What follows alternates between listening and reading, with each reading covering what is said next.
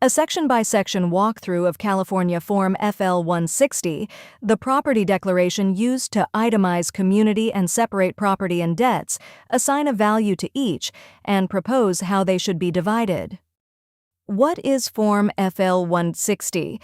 Form FL-160 is the California Judicial Council form titled Property Declaration.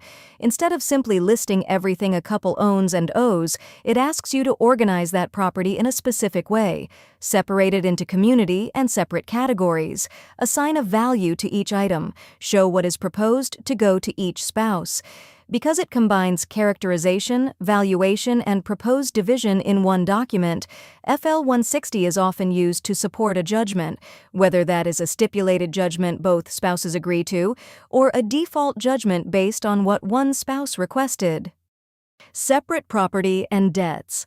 FL-160 asks you to list separate property and debts on their own, apart from anything shared. Separate property and debts are generally anything owned by either spouse before the marriage or domestic partnership began, anything received by one spouse individually, by gift or inheritance, even during the marriage, debts tied to that same separate property, or incurred individually before the marriage.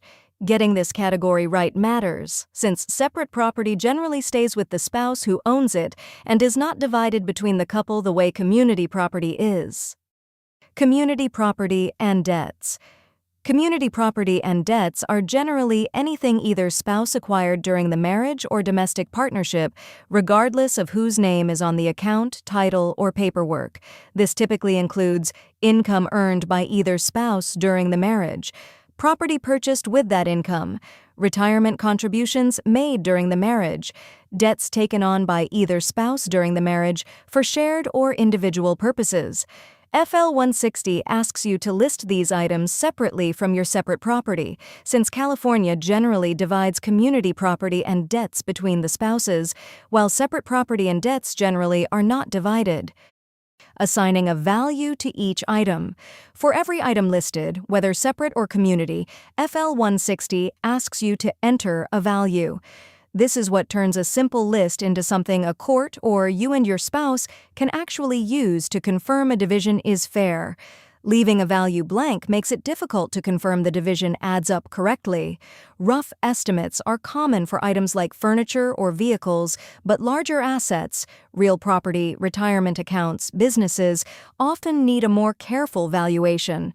Values should reflect what an item is reasonably worth, not simply what was originally paid for it. Proposing which spouse receives or pays. Beyond listing what exists and what it is worth, FL-160 has room to show the proposed division, which spouse is to receive each item of property, and which spouse is to be responsible for each debt. This is useful in a few common situations. Spouses have reached an agreement and want to document the proposed division clearly. One spouse is requesting a specific division as part of a default judgment. A proposed division needs to be submitted to the court alongside a judgment for approval. Because FL-160 shows characterization, value, and proposed division together, it can make it easier for a court to review a proposed judgment at a glance, item by item. FL-160 versus FL-142. What is the difference? FL-160 and FL-142, Schedule of Assets and Debts, are easy to confuse since both deal with property and debts.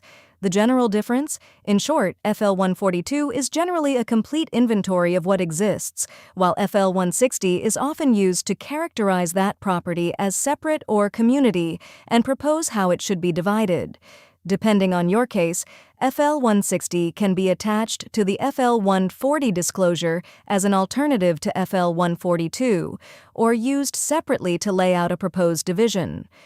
Common mistakes to avoid: confusing FL-160 with FL-142 or assuming they serve the same purpose, leaving values blank instead of providing at least a reasonable estimate for every item, mischaracterizing separate property as community property or the reverse, especially for gifts, inheritances, or property owned before the marriage, failing to list a debt simply because it is not a shared account, proposing a division without double-checking that it is consistent with what has actually been agreed to or requested. how FL-160 fits with FL-140, and a judgment. FL-160 rarely stands entirely on its own. It commonly connects to two other parts of a California family law case, with financial disclosures. Both spouses are generally required to complete a declaration of disclosure, FL-140. In some cases, FL-160 can be attached as an alternative to FL-142 to satisfy part of that disclosure requirement, with a judgment. Because FL-160 shows characterization, value, and proposed division together, it is often attached to or referenced by a proposed judgment, whether that judgment is based on an agreement between spouses or requested through a default. For more on how a judgment is put together, see how to fill out Form FL-180.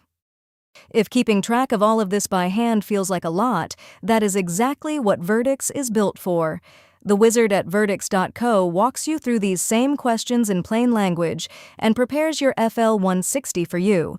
Virdix is a document preparation service, not a law firm, so this is not legal advice, but it can help make sure your paperwork is complete and consistent from the start.